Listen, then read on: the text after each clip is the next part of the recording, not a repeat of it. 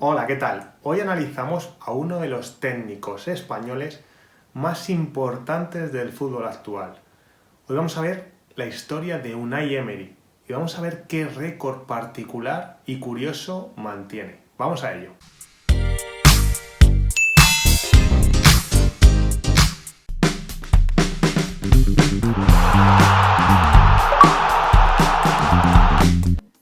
Para analizar la historia de Unai Emery, debemos irnos a mediados de los años 70. El país vivía la transición de la dictadura de Francisco Franco a la democracia y al Estado de Derecho. Todo esto ocurrió tras la muerte del dictador. En ese contexto nació Unai Emery el 3 de noviembre del año 71, en Fuenterrabía. Emery nació y se crió en un entorno familiar que respiraba fútbol. Su padre, Juan, y su abuelo, Antonio, así como su tío Román, habían sido futbolistas. En ese sentido, teniendo Emery un entorno futbolero, empezó a sentirse inclinado a practicar dicho deporte. Al inicio solo lo practicaba cuando iba a la escuela y en la secundaria, pues en ese momento estudiar era lo principal para Unai. Sin embargo, cuando tenía 15 años, ocurrió un hecho que hizo de Emery un fiel seguidor y apasionado del fútbol.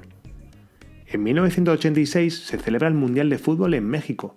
Dicha cita mundialista fue dominada de principio a fin por la selección de Argentina, liderada por un tal Diego Armando Maradona. Unai, al observar el liderazgo del futbolista argentino, se sintió plenamente identificado, hecho que le hizo, terminado el Mundial, iniciar su formación como futbolista. Unai se inició en el fútbol en las categorías inferiores de la Real Sociedad. Allí el español mostró condiciones y determinación para jugar a la pelota. Por lo tanto, fue ascendiendo de categoría, hasta que en 1990, con solo 19 años, es incluido en la plantilla de la Real Sociedad B. Aquel equipo filial jugaba en la tercera división española. Bien, Unai se movió principalmente por todas las categorías del fútbol español, desde segunda división hacia abajo, y en primera división permaneció tan solo una temporada. Vamos a ver cuándo fue.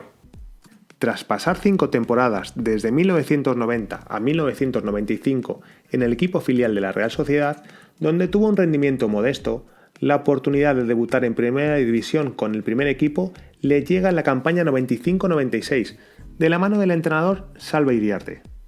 Durante su temporada en primera, Emery no gozó de muchas oportunidades con el equipo, solo participó en 6 encuentros, entrando siempre como sustituto. En ese contexto, Unai, en busca de más minutos de juego, se marchó al término de la temporada 95-96 a un club de segunda división, el Deportivo Toledo. El Toledo, a mediados de los 90, era un equipo que vivía una década dorada, pues venía de ascender de la segunda división B y se había establecido en la categoría de plata del fútbol español. En ese sentido, buscaron a alguno de los futbolistas con más recorrido en la segunda división española, para crear una base de jugadores que le dieran estabilidad al club en la categoría, para después soñar con el ascenso a primera. Emery llegó al Deportivo Toledo con 25 años y permaneció en el club 4 temporadas. Allí fue un jugador habitual en el once titular del equipo, participando en 126 partidos. Después, el español continuó su recorrido como jugador en segunda división, teniendo un rol modesto en los clubes en los que estuvo. Pasó por el Racing de Ferrol, por el Leganés y por el Lorca Deportivo. Mientras era jugador del Lorca en la segunda división B, Unai sufre una lesión fuerte de rodilla que le obliga a retirarse de los terrenos de juego.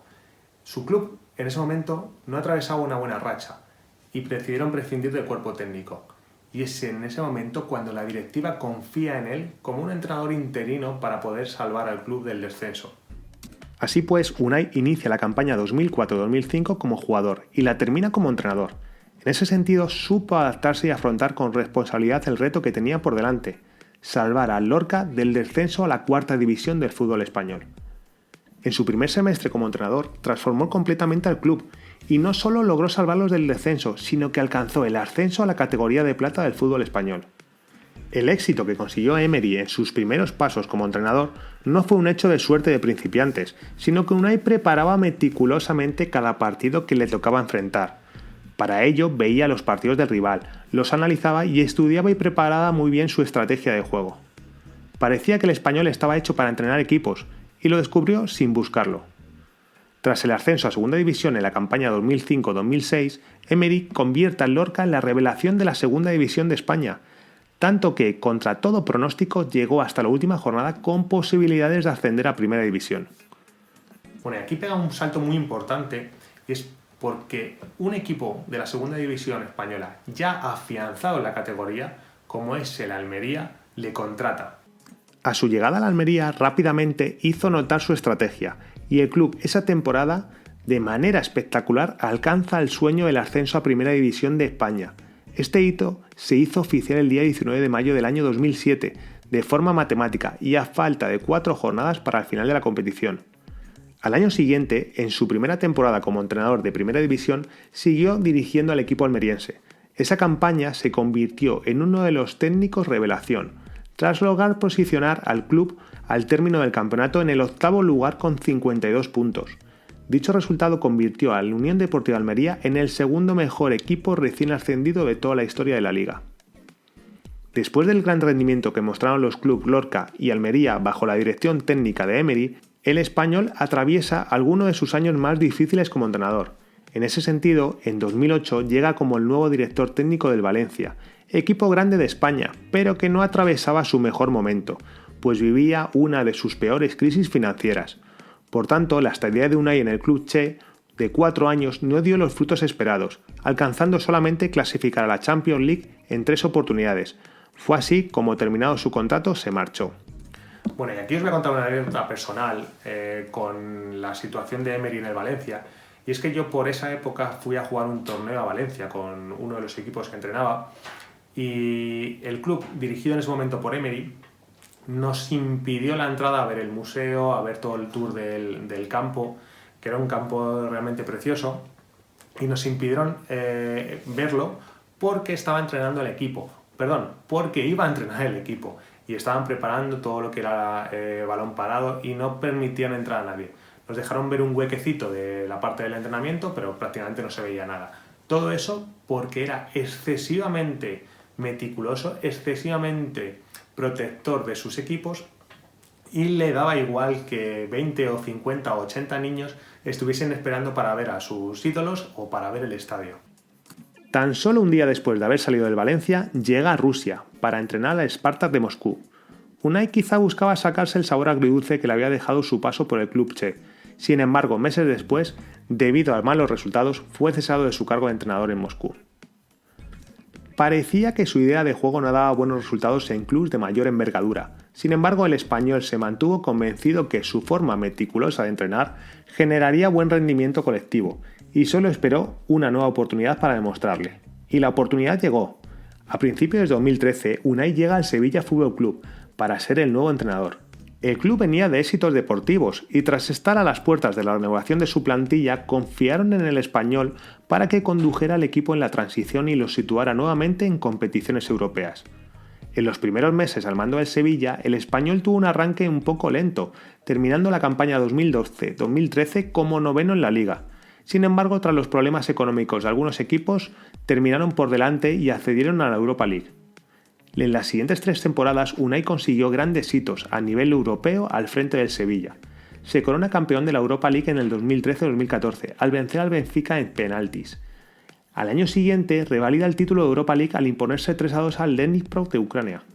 Y en la temporada siguiente, en la 2015-2016, a pesar de terminar séptimo en la Liga y ser eliminado de la fase de grupos de la Champions, se corona nuevamente campeón de la Europa League al vencer 3-1 al Liverpool. Fue un hecho inédito ganar 3 Europa League de forma consecutiva y Emery era el principal gestor de esa proeza. Los logros de Unai alcanzados en Europa le hicieron ser un entrenador pretendido por grandes clubes de Europa. En ese sentido, el PSG, que buscaba consolidar un proyecto que lo llevase a conquistar la Champions, observaron en Unai al candidato ideal para entrenar al club parisino. Así pues, Unai llega al Paris Saint-Germain para dirigirlos por 2 temporadas. A pesar de no lograr el objetivo de ganar la Champions, domina muy cómodamente los torneos locales, alcanzando 2 Supercopas de Francia, 2 Copas de Francia, 2 Copas de la Liga y una Liga. Su salida del Paris Saint-Germain le lleva al Arsenal de Londres, donde no guarda buenos recuerdos ni para el técnico ni para el club. Su salida llena de polémica le lleva a su actual club, el Villarreal.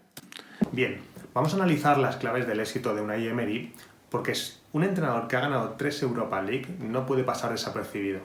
La primera de ellas es su intensidad que intenta aplicar a sus equipos. Es un entrenador muy temperamental, con muchísimo carácter, y es capaz de inculcar eso a sus jugadores y de sacarles el mayor rendimiento. La segunda clave que yo nombraría es su capacidad de trabajo. Tiene una capacidad inmensa para trabajar cada partido. Es un estudioso, es un metódico. Analiza cada pequeño detalle, porque los pequeños detalles marcan la diferencia y en eso tendríamos que estar todos muy de acuerdo. Y nada, hasta aquí este vídeo, espero que te haya gustado. Si ha sido así, suscríbete al canal, dale like y no te pierdas los siguientes vídeos porque hacemos muchísimo contenido. Nos vemos, chao.